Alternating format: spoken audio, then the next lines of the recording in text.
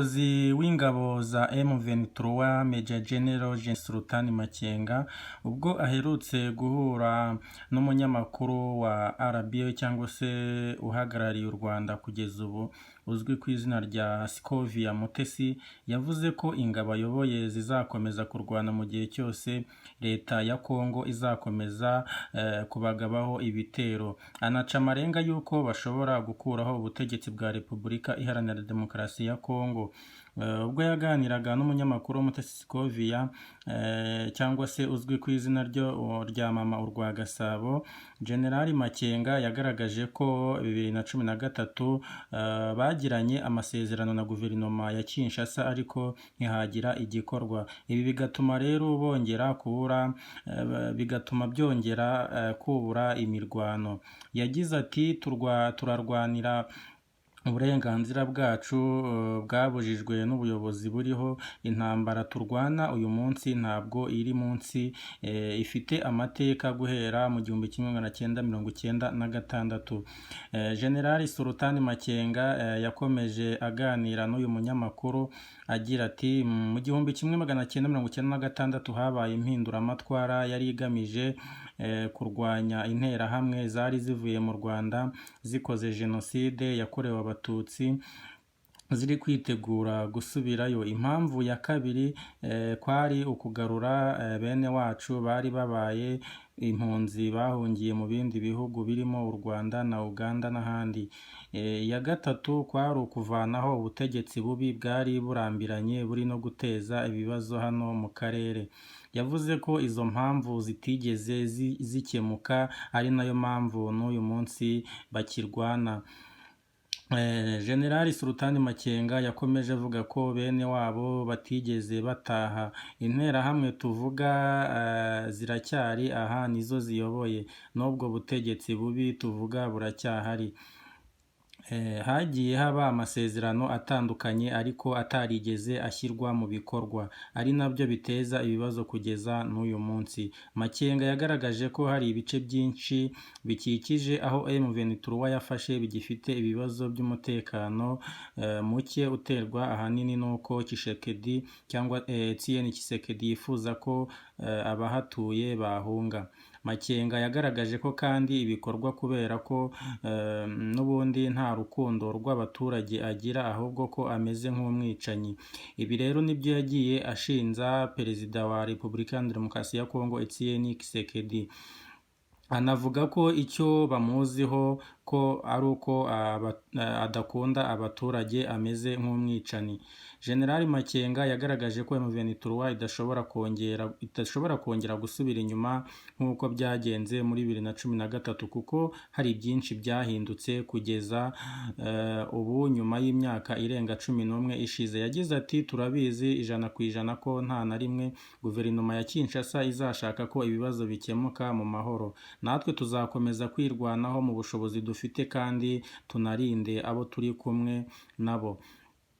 Yagaragaje ko M23 nta muntu batera ahubwo ko bazirwanaho kandi ko iyo umuntu yirwanaho akuraho impamvu zose zatuma agabwaho ibitero.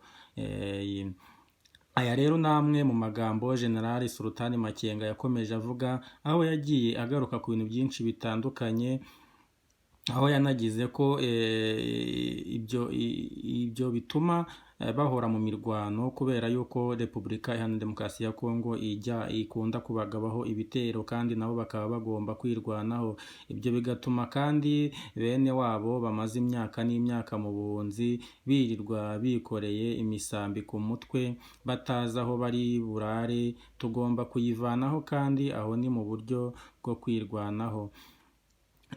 Makenga yahishuye ko Tshisekedi yahoranye na M23. Makenga yavuze ko abari ku butegetsi muri Repubulika Iharanira Demokarasi ya Kongo bahoranye, ndetse ko guhera mu 2013 kugeza 2018 bari kumwe na Felix Tshisekedi mu ihuriro ry'amashyaka n'abandi banyapolitiki batavuga rumwe n'ubutegetsi.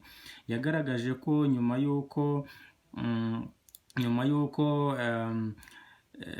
yagaragaje ko nyuma y'uko Tshisekedi agiriye ku butegetsi, M23 yagiye i Kinshasa ikamara igihe itegereje ko ibyo bumvikanye bishyirwa mu bikorwa, ariko ntibyakorwa, ibintu uruhande rwa Kongo rukunze guhakana. Yanavuze ko bariya bareshya cyane, Tshisekedi n'abantu bose barabeshya, ariko nuko bakeka ko abantu bose ari abaswa, ariko twagiyeho mu buyobozi buzwi kandi twavuyeyo bizwi, twagenderaga ku mategeko ya leta, nibyo twumvikanye birahari kandi biranditswe, kuko n'izo mpapuro zisaba ingengo y'imari yasabwaga ngo bikorwe yarasinywe na Minisitiri w'Umutekano imbere mu gihugu wariho icyo gihe, sinibaza ko hari aho wabihakanira.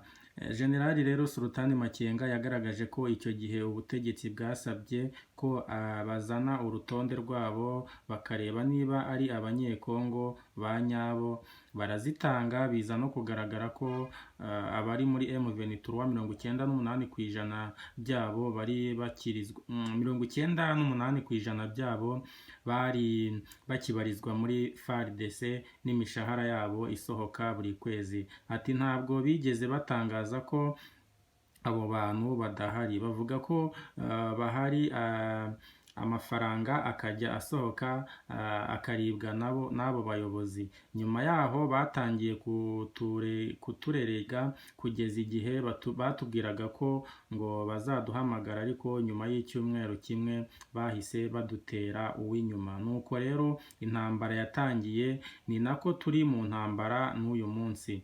General Makenga rero yagaragaje ukuri, yagaragaje akari kamuri ku mutima, nta na kimwe yigize aca ku ruhande. Ibi rero nibyo yagiye aganira n'umunyamakuru Umutesi Scovia. Ubwo rero banaganiriye ku gufashwa n'u Rwanda, yabiteye utwatsi. Ubwo umunyamakuru Umutesi Scovia yamubazaga icyo kibazo, General Makenga yabiteye utwatsi. Kugeza ubu M23 igenzura ibice bitandukanye bya Masisi, Rucuru na Nyiragongo, kandi biratekanye ku buryo abantu bashobora kubisura. Mu bijyanye no gufashwa n'u Rwanda, bikunzwe kugaragazwa na Major General Sultani Makenga, yagaragaje ko ari ibintu bihora bivugwa guhera ku butegetsi bwabanje, ariko bihabanye n'ukuri. Urumva rero ko yanagaragaje yuko ibi bivugwa yuko u Rwanda rwaba rutera inkunga M23, Sultani Makenga yabihakanye yivuye inyuma. Yavuze ko bahora babivuga ariko bazi ko atari byo. Abanyarwanda ni abavandimwe bacu, ntawabivanaho, ariko hari u Rwanda, hari na Kongo. Ubwo rero urumva ni ibihugu bibiri bitandukanye. Igihe cyose iyo Kongo yananiwe gukemura ibibazo yakabaye ikemura, ibyitirira abandi, ibyitirira u Rwanda, Uganda, ariko cyane cyane u Rwanda, ariko ejo izabyitirira n'abandi, kuko niko bateye. Yashimangiye ko impamvu bivugwa ko ari uko ubutegetsi muri icyo gihugu butishimira kubona abavuga ururimi rw'Ikinyarwanda ku butaka bwa Repubulika Iharanira Demokarasi ya Kongo. Yashimangiye ko nabo ntaho bazajya kuko bari iwabo. Ati ntacyo wabihinduraho kuko abo adashaka ni abanyekongo bagomba kuba muri Kongo, ntaho bazajya. Kutwitirira u Rwanda, Uganda n'abandi azakomeza kubivuga, ariko simpamya ko azabivuga igihe kirekire, kuko ni ikinyoma kandi kigira igihe cyabyo.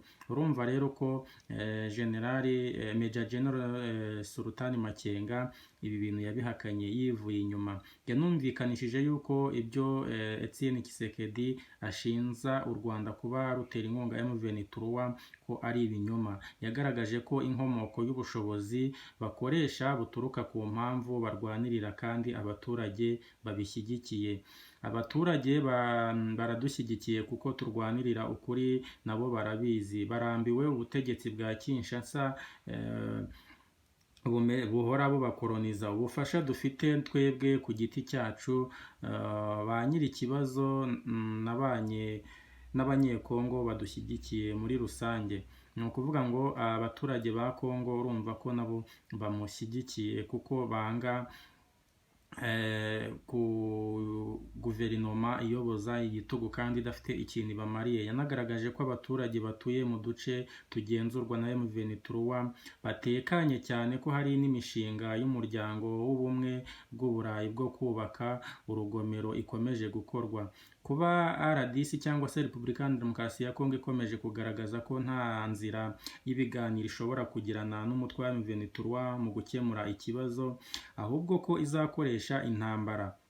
Makenga yagaragaje rero ko nta gishya kirimo kandi ko nabo bazakomeza kwirwanaho kugeza igihe ikibazo kibonewe igisubizo cyangwa se umuti. General Makenga yasobanuye ko kuri ubu bafite imfungwa z'abanyamahanga bafatiwe mu mirwano, barimo Abarundi, abarwanyi ba FDR, abo muri FARDC, abo muri Wazalendo n'abandi. Ibi rero nibyo byagarutsweho na Major General Sultani Makenga ubwo yaganiraga n'umunyamakuru cyangwa se umunyamakuru uhagarariye u Rwanda, Umutesi Scovia. Mwakoze cyane, kora subscribe kuri iyi channel kugira ngo ubutange nkugezaho inkuru nk'izi mba nacukumbuye hirya no hino. Mwakoze cyane, tuzasubira ubutaha.